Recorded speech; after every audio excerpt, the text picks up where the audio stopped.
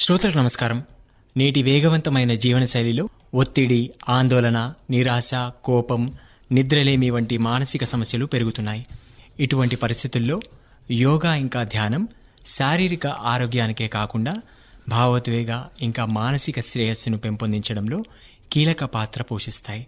మరి ఈరోజు మనకు మానసిక శ్రేయస్సు కోసం యోగా, ధ్యానం ఆవశ్యకత గురించి తెలియజేయడానికి మనతో పాటు జాతీయ సంస్కృత విశ్వవిద్యాలయం ఆచార్యులు డాక్టర్ సరిత గారున్నారు. నమస్కారం మేడం. నమస్కారం సార్, అందరికీ నమస్కారములు. మేడం, ముందుగా ఈ యోగా ఇంకా ధ్యానం మానసిక ఆరోగ్యాన్ని ఎలా ప్రభావితం చేస్తాయో మన శ్రోతలు తెలియజేస్తారా? యోగేన చిత్తస్య పదేన వాచాం మలం శరీరస్య చ వైద్యకేన యోపాం కరోతం ప్రవరం మునినాం పతంజలిం ప్రాంజలిరాణతోస్మి. మనం యోగా గురించి మాట్లాడడానికి ముందుగా యోగా అంటే ఏంటో కొద్దిగా తెలుసుకోవాల్సిన అవసరం ఉంది. యోగా అనేది ఒక సాంస్క్రిట్ పదం నుంచి పుట్టింది. యుజ్ అంటే కలయిక, జీవాత్మ మరియు పరమాత్మ కలయిక. అదేవిధంగా మనం మనస్సును, శరీరాన్ని, ఆత్మని సమన్వయం చేయునది అని చెప్పుకోవచ్చు. సో మనకందరికీ తెలిసిందే యోగా పితామహుడు మన పతంజలి మహర్షి. సో ఈ శ్లోకం అర్థం ఏంటంటే, యోగం ద్వారా మన మనస్సులోని మాలిన్యాలను తొలగించడానికి, మాటల్లోని దోషాలను తొలగించడానికి వ్యాకరణాన్ని అందించినటువంటి పతంజలి మహర్షికి, శరీర రోగాలను తొలగించడానికి ఆయుర్వేదాన్ని ప్రసాదించినటువంటి పతంజలి మహర్షికి, మునులలో శ్రేష్ఠుడైన ఆ పతంజలి మహర్షికి నా భక్తిపూర్వక ప్రణామములు. మనందరికీ తెలిసిందే అష్టాంగ యోగాన్ని ప్రతిపాదించినది పతంజలి మహర్షి. అష్టాంగ యోగాలో మొదటగా యమ, నియమ, ఆసన, ప్రాణాయామ, ప్రత్యాహార, ధారణ, ధ్యాన, సమాధి అని 8 రకాలుగా ఉంటాయి. మనం ముఖ్యంగా ఇప్పుడు యువతరం ఆసనం, ప్రాణాయామ, ధ్యానం గురించి మనం ఎక్కువగా తెలుసుకుంటున్నాము. ఈ యోగా తర్వాత ధ్యానం ఈ రెండు కూడా మనస్సు, శరీరాన్ని రెండింటినీ సమన్వయం చేసి మనకు ఆరోగ్యమైనటువంటి జీవన విధానాన్ని అందిస్తున్నాయి. ఇందులో ముఖ్యంగా మనకి ఈ రోజు ఉన్నటువంటి ఒత్తిడికి మన శరీరంలో స్ట్రెస్ హార్మోన్ అని చెప్పబడే కార్టిజాల్ అనేది చాలా ఎక్కువగా అవుతుంది. సో ఆ కార్టిజాల్ హార్మోన్ని తగ్గించడానికి ఈ యోగా మరియు ధ్యానం అనేది చక్కగా ఉపయోగపడుతున్నవి.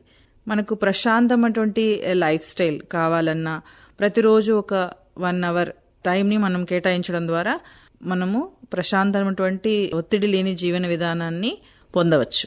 మేడం, మరి ఇప్పుడు మీరు ఒత్తిడి గురించి మాట్లాడుతున్నారు. పెరుగుతున్న ఒత్తిడిని తగ్గించడంలో యోగా ఏ రకంగా సహాయపడుతుంది?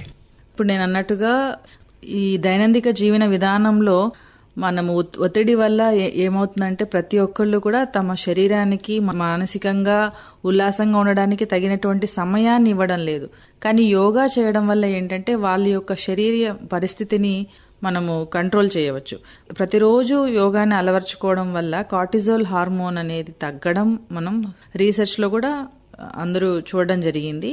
అదేవిధంగా యోగా చేయడం వల్ల మనకి హ్యాపీ హార్మోన్స్ అయినటువంటి డోపమైన్ రిలీజ్ అవ్వడం కూడా జరుగుతుంది. దానివల్ల ఒత్తిడి అనేది ఖచ్చితంగా మనకు తగ్గడం స్వయంగా చూడొచ్చు, అనుభవం పొందవచ్చు. మేడం, మరి సాధారణంగా ప్రస్తుతం ఉన్న ఈ జీవనశైలిలో మనం ఈ లైఫ్ స్టైల్లో మన బ్యాలెన్స్ కోల్పోతున్నాం. మరి ఈ ఎమోషనల్ బ్యాలెన్స్, భావోద్వేగ సమతుల్యత కోసం ఎటువంటి ధ్యానం కానీ యోగాసనాలు కానీ ఉపయోగకరంగా ఉంటాయి? అసలు యోగా అంటేనే బ్యాలెన్స్ అన్నమాట. డెఫినేషన్ చెప్పుకున్నాం. యోగా అంటే సమన్వయం, శరీరానికి, మనస్సుకి, ఆత్మకి సమన్వయం. సో ఈ సమన్వయం మనం ప్రతిరోజు ఒక 10 నిమిషాలు ధ్యానం చేయడం, ఒక 10 నిమిషాలు ప్రాణాయామం చేయడం, ఒక 30 నుంచి 40 నిమిషాలు ఆసనాలు చేయడం, వీటి ద్వారా మనకి వీటి మూడిటికి సమన్వయం, బ్యాలెన్స్ అనేది తీసుకురావచ్చు. అంటే ఫిజికల్గా స్టేబుల్గా ఉండడం, మెంటల్గా స్ట్రాంగ్గా ఉండడం వల్ల మనకి ఎమోషనల్ బ్యాలెన్స్, ఈ భావోద్వేగాలను మనము కంట్రోల్ చేసే ఒక కెపాసిటీ అనేది యోగా ప్రతిరోజు ఒక 45 మినిట్స్ సాధన చేయడం వల్ల మనం పొందవచ్చు. దీనికోసం ప్రణవం ధ్యానం అని, ఓంకార ధ్యానం అని చెప్తారు. అదేవిధంగా శశాంకాసనం, తాడాసనం, త్రికోణాసనం, ద్విపాద పీఠాసనం ఇట్లాంటి ఒక మధ్యస్థ ఆసనాలని వేయడం ద్వారా మనం భావోద్వేగాలను నియంత్రించవచ్చు. మేడం, మరి ఇందాక మీరు ప్రాణాయామం అంటున్నారు. మరి ఈ ప్రాణాయామం చేయడం వల్ల మానసిక ప్రశాంతత ఎలా మెరుగుపడుతుంది? ప్రాణాయామం అంటే మనం మామూలుగా బ్రీతింగ్, ఇప్పుడు ఉరుకులు పరుగుల జీవితంలో ఎవరు కూడా డీప్ గా గాలిని తీసుకోవడం వదలడం జరగడం లేదు. అందరూ స్ట్రెస్ లో బ్లడ్ ప్రెషర్ వల్ల ఏంటంటే షార్ట్ బ్రీత్ అనేది ఎక్కువ ఫాస్ట్ గా బ్రీతింగ్ తీసుకుంటుంది. కానీ ప్రాణాయామాల్లో ఏమవుతుందంటే ఈ యొక్క బ్రీత్ రేట్ అనేది తగ్గుతుంది. ఆటోమేటిక్ గా బ్రీత్ రేట్ ఎప్పుడైతే తగ్గుతుందో మన యొక్క ఆయువు అనేది పెరుగుతుంది. అంటే బ్రీత్ రేట్ కంట్రోల్ అయినప్పుడు బ్లడ్ ప్రెషర్ తగ్గడం వల్ల ఆక్సిజన్ సప్లై అనేది ప్రతి ఒక్క సెల్కి ఎక్కువగా జరగడం జరుగుతుంది. తద్వారా మనకి స్ట్రెస్ అనేది తగ్గుతుంది. సో ప్రాణాయామం ఎవరైతే రెగ్యులర్గా ప్రాక్టీస్ చేస్తారో వాళ్ళకి బ్లడ్ రిలేటెడ్ ఇష్యూస్ కానీ హార్ట్ ప్రాబ్లమ్స్ కానీ రాకుండా స్ట్రెస్ అనేది కంట్రోల్ అవుతుంది. మేడం, మరి నేటి తరంను మనం గమనించినట్లయితే యువత అంతా శారీరక దృఢత్వంపై చాలా ఫోకస్ చేస్తున్నారు.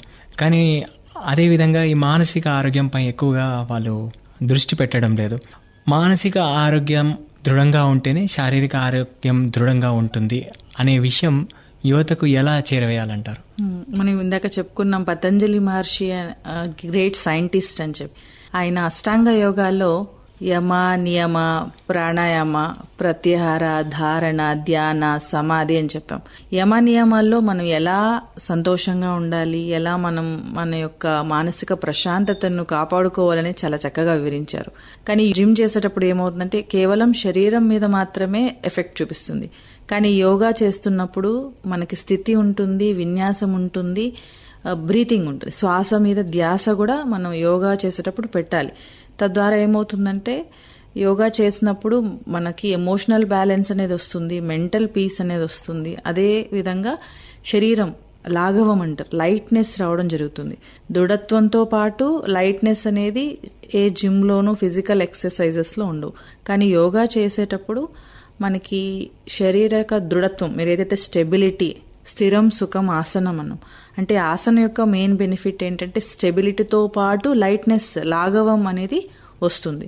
కాబట్టి ఆసనాలు, ప్రాణాయామ, మెడిటేషన్ ఈ మూడు కాంబినేషన్ ఉండడం వల్ల ఫిజికలీ, మెంటలీ, ఎమోషనలీ ఒక పర్సన్ స్ట్రాంగ్ అవ్వడానికి యోగా, ధ్యానం రెండూ కూడా ఉపయోగకరంగా ఉంటాయి. మేడం, అయితే మనం గమనిస్తున్నాం, మీరు ఇందాక చెప్పినట్టు యోగా వల్ల ఒక ఈక్విలిబ్రియం, ఒక బ్యాలెన్స్ ఉంటుందన్నారు. ఇప్పుడు చాలా మంది యువత ఈ జిమ్లో ఎక్కువగా బరువులు మోసేసి ఈ ఫిజికల్ ఫిట్నెస్ మోజులో ఒక్కోసారి హార్ట్ అటాక్స్ ఇలాంటివి సంభవిస్తున్నారు.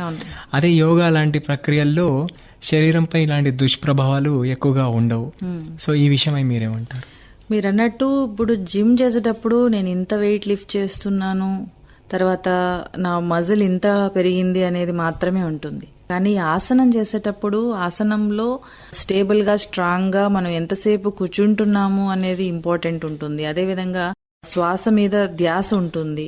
మనకి స్టెబిలిటీతో పాటు మనకి మెంటల్ పీస్ కూడా రావడం వల్ల జిమ్ చేయడం నేను తప్పుపట్టను. కానీ జిమ్ కన్నా యోగాలో ఎక్కువ ఆరోగ్య ప్రయోజనాలు ఉంటాయి. ఎందుకంటే యోగా ఆసనాలు చేసేటప్పుడు మానసికంగా, తర్వాత శారీరకంగా భావోద్వేగాలను కంట్రోల్ చేసుకునే ఒక స్థిరత్వం అనేది ఇప్పుడున్నటువంటి యువతకు చాలా అవసరం అని నా అభిప్రాయం. మేడం, మరి మీరు అన్నట్టు ఈ ఉరుకుల పరుగుల జీవితంలో అందరికీ ఆందోళన, ఈ డిప్రెషన్, నిరాశ ఇటువంటి సమస్యలతో బాధపడుతున్నారు. ఇలాంటి వారు ఈ యోగా చేయడం వల్ల వాళ్ళ జీవితం ఏ విధంగా మారుతుంది, అంటే ఎలా మెరుగుపడుతుంది అంటారు? మీరు అన్నట్టు డిప్రెషన్, స్ట్రెస్, ఈ ఆందోళన, ఏదో ఒకటి ఆలోచిస్తూ ఉండడం, తర్వాత ప్రపంచంలో ఉన్నటువంటి సమస్యలంతా మనకే ఉన్నాయి అనుకోవడం, అలాంటి పరిస్థితుల్లో ఉన్న వాళ్ళు యోగా చేయడం ద్వారా ఏమవుతుందంటే వాళ్ళకి రియాలిటీ ఏంటి అనేది అర్థమవుతుంది. ఎందుకంటే చేస్తున్నప్పుడు శరీరంతో పాటు మనస్సును కూడా నిమగ్నం చేయాల్సి ఉంటుంది. ప్రాణాయామ చేస్తున్నప్పుడు శ్వాస మీద ధ్యాస పెట్టాల్సి ఉంటుంది. దానివల్ల మనకి చాలా ఆరోగ్య ప్రయోజనాలు ఉంటాయి. ఫర్ ఎగ్జాంపుల్, మనం ప్రాణాయామ చేస్తున్నప్పుడు మనము బ్రీత్ రేట్ ని స్లో చేస్తున్నప్పుడు కొంచెం ప్రజెన్స్ లోకి రావడం, అంటే దీర్ఘంగా ఆలోచించేటప్పుడు ఏంటంటే ప్రస్తుత పరిస్థితుల్లో ఉండకుండా ఎక్కడో ఆలోచిస్తూ ఉంటారు. అలాంటి పరిస్థితులను దాటి ప్రజెన్స్ ఆఫ్ మైండ్ అనేది వాళ్ళకి వస్తుంది. తద్వారా డిప్రెషన్ లెవెల్స్ తగ్గడం, అదే పనిగా ఆలోచనలు తగ్గడం అనేది జరుగుతుంది. స్టెబిలిటీ అలవాటు అవుతుంది, బాడీ లైట్నెస్ పెరుగుతుంది. తద్వారా ఈ డిప్రెషన్, స్ట్రెస్ అనేది కూడా తగ్గుతుంది. ఇంకా మోరోవర్ ప్రాణాయామ చేస్తున్నప్పుడు ఆక్సిజన్ బాడీకి బాగా సప్లై అవ్వడం ద్వారా ప్రతి ఒక్క సెల్ రెజెనరేట్ అవ్వడం జరుగుతుంది. సో ఈ విధంగా డిప్రెషన్ తర్వాత ఒత్తిడిని మనం జయించవచ్చు. మేడం, మరి ప్రస్తుత పరిస్థితుల్లో చాలా మంది ఈ నిద్రలేమి వల్ల కూడా బాధపడుతున్నారు. అలాంటి వారికి ఈ యోగా ధ్యానం వల్ల వాళ్ళు ఈ నిద్రలేమిని ఏమైనా అధిగమించవచ్చా? అవును, నిద్రలేమి రీజన్స్ మనం తెలుసుకోవాలి అంటే అందరూ మొబైల్ ఎక్కువ వాడడం జరుగుతుంది, ఎక్కువసేపు ఈ డిజిటల్ టీవీ చూడడం, మొబైల్ చూడడం, రీల్స్ చూడడం ఇవన్నీ జరుగుతూ ఉంటుంది.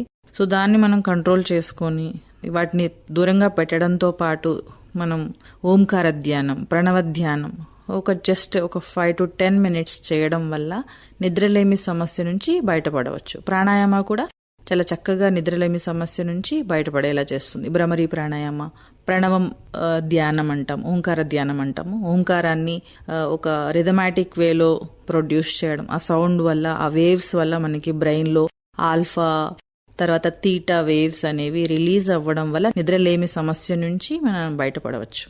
మేడం, మరి ఇందాక మీరుండి ఒక రోజులో ఒక 45 నిమిషాలు కేటాయించాలన్నారు యోగా ధ్యానం.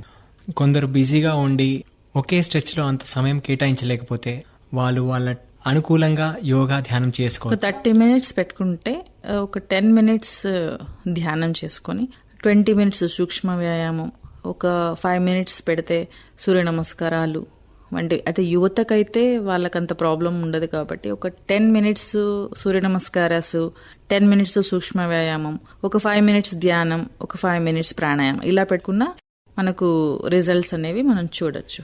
మేడం, అయితే చాలా మంది ఈ మెడిటేషన్ విషయంలో, ఈ ధ్యానం విషయంలో ఈ మెడిటేషన్ స్టేట్ మేము చేరుకున్నామా లేదా అని ఒక అనుమానంలో ఉంటారు. కొంచెమంది ఏమో మేము నిద్రపోతున్నాం మెడిటేషన్ చేసే బదులు అంటారు. సో ఈ ప్రారంభ దశలో ఉన్న వాళ్ళు ఈ మెడిటేషన్ చేసేటప్పుడు వాళ్ళు ఎటువంటి పాటించాలంటారు? మెడిటేషన్ అంటే కొంతమంది అనుకుంటూ ఉంటారు మనకి ఎలాంటి ఆలోచనలు రాకుండా ఉండాలి. మెడిటేషన్ చేస్తున్నప్పుడు ఏంటంటే మనకు ఆలోచనలు వస్తాయి. ఆలోచనల్ని మనం అధిగమించి ఒకే ఫోకస్డ్గా ఉండడాన్ని మనం మెడిటేషన్ అంటాం. మెడిటేషన్లో మనం ఏకాగ్రత అని చెప్తాం. ఒకే పాయింట్ మీద మనం ఫోకస్ చేయాలి. ఆలోచనలు వస్తున్నా ఆలోచనలు రానివ్వండి, వస్తూ ఉన్నా కూడా మనం ఒకే విషయం గురించి శ్వాస మీద ధ్యాస పెట్టడం కావచ్చు, లేకపోతే ఆలోచనలు వస్తూ ఉన్నా కూడా ఓంకారాన్ని మనం పలకడం కావచ్చు, మన శరీరం మీద ఫోకస్ చేయడం కావచ్చు, లేదంటే ఒక విషయం మనం జరుగుతున్నట్లుగా అనుభూతి చెందడం కావచ్చు. ఇవన్నీ కూడా ఆ కోవలోకి వస్తాయి. చాలా మంది అనుకుంటారు మెడిటేషన్ మనం ఎలా చేస్తున్నాం. మెడిటేషన్ చేస్తున్నప్పుడు మనము ఒక 20 minutes కూర్చుంటే ఆ 20 minutesలో 5 minutes ఒకే పాయింట్ మీద మనం ఫోకస్ చేస్తే ఆ 20 minutes చేసినటువంటి ధ్యాన సమయం మనం యూటిలైజ్ అయినట్లే మన లెక్క. ఎందుకంటే 15 minutes మనకు ఆలోచనలు వచ్చినప్పటికీ మనం జస్ట్ ఒక 5 minutes ఒకే పాయింట్ మీద ఫోకస్ చేస్తే దాన్నే మనం మెడిటేషన్ అనొచ్చు. మేడం, అయితే ఇప్పుడు ఈ విద్యార్థులు పరీక్షల సమయంలో చాలా ఒత్తిడికి లోనవుతుంటారు. సో అలాంటి విద్యార్థులు ఏ విధంగా ఈ ఒత్తిడి నుంచి బయటపడగలుగుతారు ధ్యానం చేయడం వల్ల? ఇప్పుడు ప్రత్యేకంగా యోగ నిద్ర అనే ఒక కాన్సెప్ట్ ఉంది. అది చాలా బాగా విద్యార్థులకు ఉపయోగపడుతుంది. పరీక్షా సమయంలో జస్ట్ ఒక 5 minutes చదివిందైతే ఎలా రీకాల్ చేసుకుంటారో ఆ విధంగా విద్యార్థులంతా కూడా శ్వాస మీద ధ్యానం చేయడం, చదివిందంతా కూడా ఒక్కసారి కళ్ళు మూసుకొని రివైజ్ చేసుకోవడం, దాన్ని కూడా మనం మెడిటేషన్ అనొచ్చు. సో ఎందుకంటే ఈ విధంగా టెన్షన్ లేకుండా రీకాల్ చేసుకోవడం వల్ల వాళ్ళకి సెల్ఫ్ కాన్ఫిడెన్స్ అనేది పెరుగుతుంది, మోటివేషన్ లెవెల్ అనేది పెరుగుతుంది.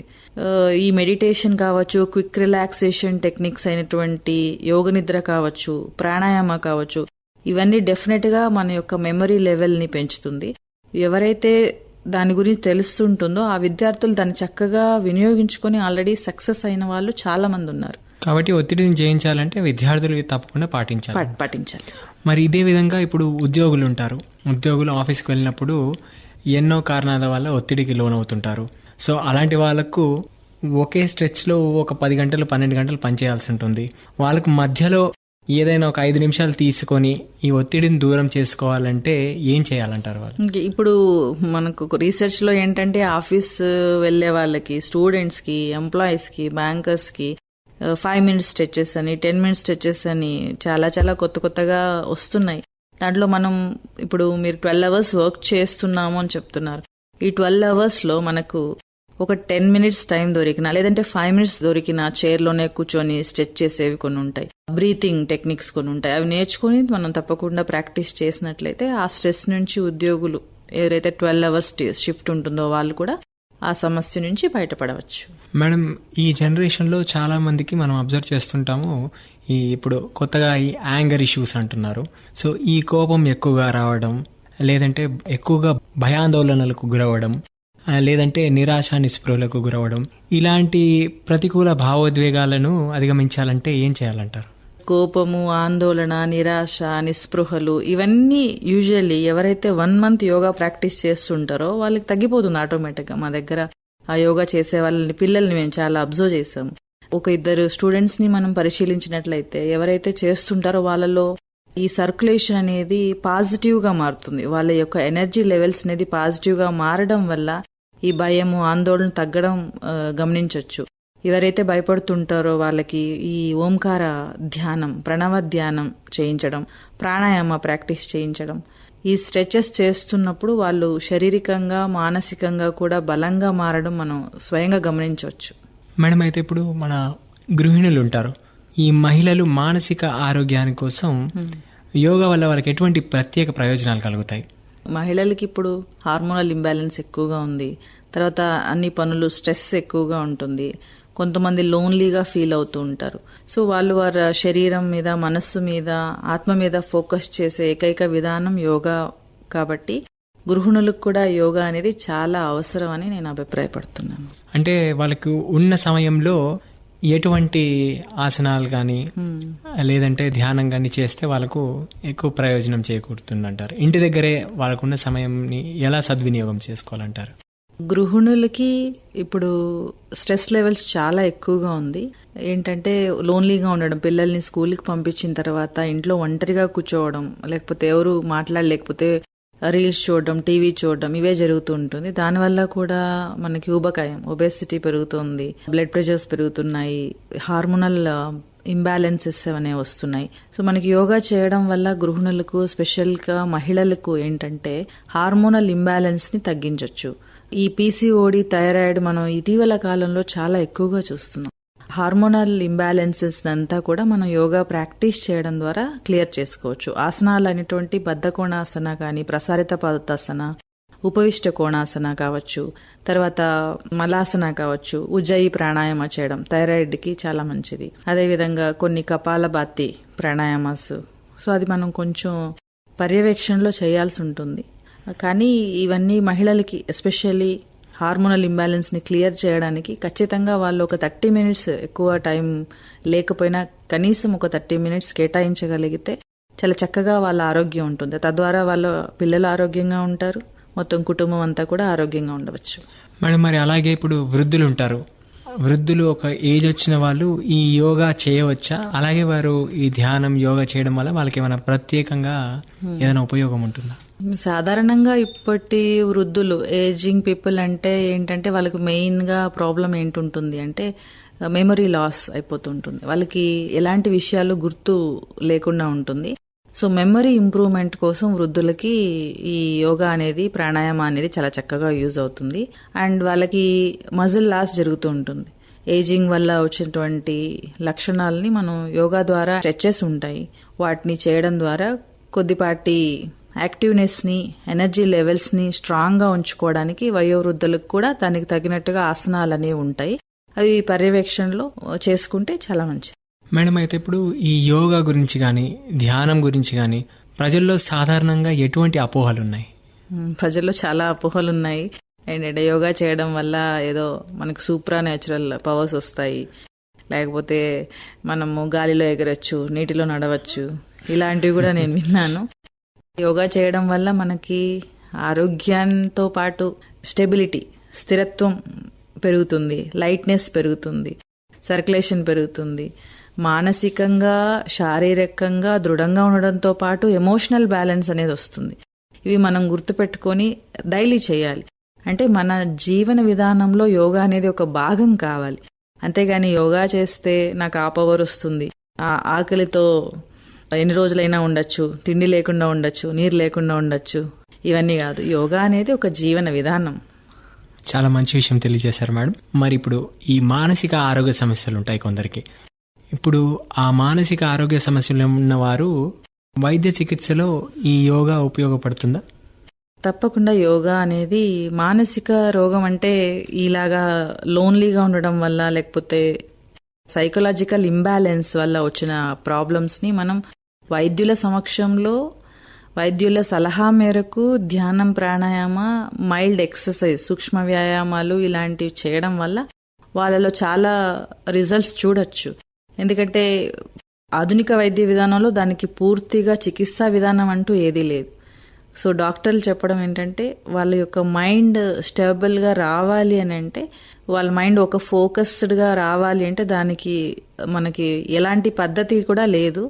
తద్వారా మనం యోగాని వాళ్ళకి చాలా మంచి ఆప్షన్గా ఇవ్వచ్చు. మేడం, మరి ఇప్పుడు ఈ యోగా కానీ ధ్యానం కానీ అలవాటు చేసుకోవాలంటే ఇప్పుడు చాలామంది ఆరంభ శూరత్వం ఉంటుంది. మొదట్లో ఒక 2-3 రోజులు చేసేస్తారు, తర్వాత ఇక ఇది నా వల్ల కాదని ఆపేస్తారు. సో అలా కాకుండా యోగా ధ్యానాన్ని ఒక లాంగ్ రన్లో చేయాలంటే ఇలాంటి ప్రాక్టీసెస్ ఫాలో అవ్వాలి. యోగాలో కూడా డిఫరెంట్ టైప్స్ ఉంటాయి. సో అడ్వాన్స్డ్ టైప్ అని, మోడరేట్ అని, బిగినర్స్ అని ఉంటుంది. మనకేంటంటే మీరు అన్నట్టు ఎవరైనా సరే ఏదైనా ఒక కొత్త పని చేసినప్పుడు చాలా ఉత్సాహంగా ఒక 10 days 15 days చేస్తారు. ఆ తర్వాత మళ్ళీ మానేస్తూ ఉంటారు. అలా కాకుండా ఏదైనా వర్క్ వచ్చినప్పుడు, పని పడ్డప్పుడు ఆపేసిన తర్వాత మళ్ళీ కంటిన్యూ చేయడం అనేది చాలా ఇంపార్టెంట్. కాబట్టి యోగాని కంటిన్యూస్గా చేయడం, యోగా బాగా రిజల్ట్స్ వచ్చిన వాళ్ళు మళ్ళీ కంటిన్యూ చేస్తారు. ఎవరికైనా ఏదైనా ప్రాబ్లం వచ్చినా మళ్ళీ రీస్టార్ట్ చేయడం అనేది, కన్సిస్టెన్సీ మెయింటైన్ చేయడం అనేది ఇంపార్టెంట్. ఇందులో బిగినర్స్గా జాయిన్ అయిన వాళ్ళు మళ్ళీ మోడరేట్ స్టేజ్కి వెళ్ళాలి అని, తర్వాత మళ్ళీ అడ్వాన్స్డ్ స్టేజ్గా వెళ్ళాలని ముందే మనం తెలుసుకొని దాని గురించి సంపూర్ణ అవగాహన ఉన్నప్పుడు ఇది బ్రేక్ అవ్వకుండా ప్రాక్టీస్ అవుతుందని అనుకుంటున్నాను. మేడం, మరి చివరగా ఈరోజు మనం అంతర్జాతీయ యోగా దినోత్సవాన్ని జరుపుకుంటున్నాం. ఈ సందర్భంగా మీరు ప్రజలకు ఇవ్వాలనుకునే సందేశం ఏంటి? యోగా అనేది ప్రతి ఒక్కరూ వాళ్ళ జీవితంలో ఒక భాగంగా చేసుకుంటే, ఇప్పుడు మీరు అన్నారు శారీరకంగా దృఢంగా జిమ్లో ఉండొచ్చు, మానసికంగా మనకి ఎలాంటి ప్రాబ్లం వచ్చినా ఎలాంటి ట్రీట్మెంట్స్ కూడా లేవు. కాబట్టి మానసికంగా ఉన్నటువంటి ఒత్తిడిని జయించడానికి, మానసికంగా ఉన్నటువంటి రోగాలను తొలగించుకోవడానికి యోగా అనేది చాలా చక్కటి పరిష్కారం. కాబట్టి ఈ అంతర్జాతీయ యోగా దినోత్సవంగా నేను ఒకటే చెప్పదలుచుకున్నాను, అందరూ కూడా ఒక రోజులో ఒక 30 minutes యోగా కోసం కేటాయిస్తే మనం చాలా దృఢమైనటువంటి శరీరాన్ని, చాలా స్ట్రాంగ్ మైండ్ని మనం పొందొచ్చు. యోగా కేవలం ఒక వ్యాయామ పద్ధతి కాదు, అది శారీరక, మానసిక, సామాజిక మరియు ఆధ్యాత్మిక శ్రేయస్సుకు మార్గం. రోజుకు కొద్ది నిమిషాలు యోగా ధ్యానానికి కేటాయించి ఆరోగ్యవంతమైన, ప్రశాంతమైన సమాజ నిర్మాణంలో ప్రతి ఒక్కరూ భాగస్వాములు కావాలి. మనస్సు ప్రశాంతంగా ఉంటే జీవితం సార్థకంగా ఉంటుంది. యోగా, ధ్యానం ఆ ప్రశాంతతకు శాశ్వత మార్గాలు. ధన్యవాదాలు మేడం. మన ఆకాశవాణి తిరుపతి కేంద్రానికి వచ్చి మానసిక శ్రేయస్సు కోసం యోగా ఇంకా ధ్యానం ఆవశ్యకత గురించి మన శ్రోతలకు ఎంతో చక్కని అవగాహన కల్పించారు.